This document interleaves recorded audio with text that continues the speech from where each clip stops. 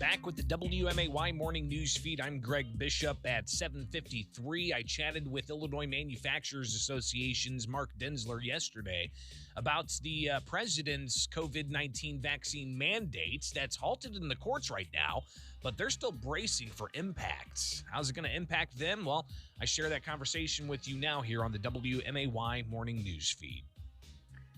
First, Greg, what I would say is that we believe vaccines play a critical role in protecting the health and safety of Illinoisans and Americans, and we believe they are the way out, the pathway out of the pandemic. I mean, the IMA is taking a leading role in trying to educate our members and the public about, the importance of vaccines. However, that being said, we don't we don't believe the government should require private employers to implement mandatory vaccine policies.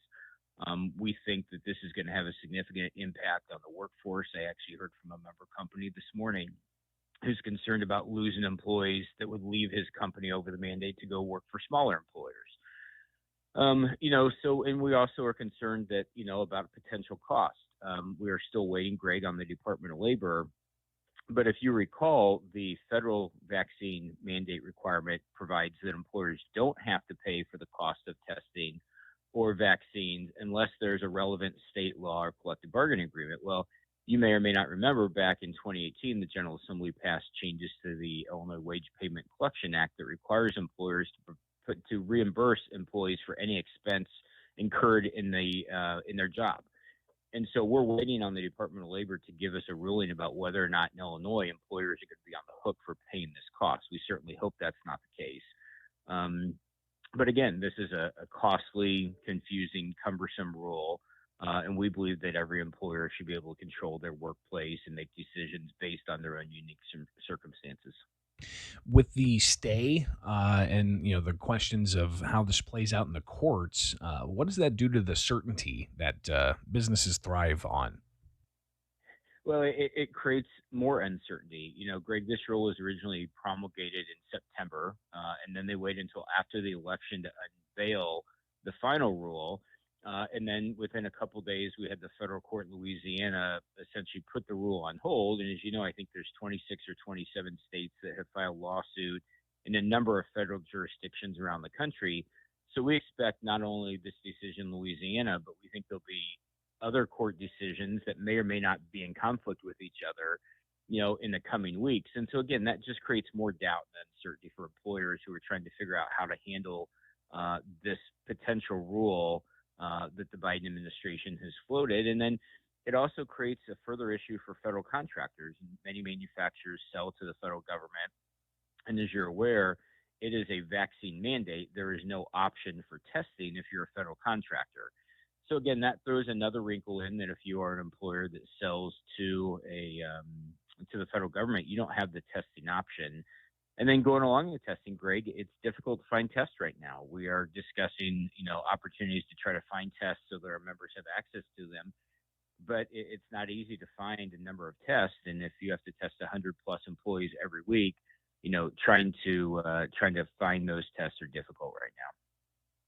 And I know that you focus more on manufacturers, but they also have HR that has to deal with these types of OSHA requirements and whatnot. How do you see that playing out, and does that just further add to the stress that COVID's brought about?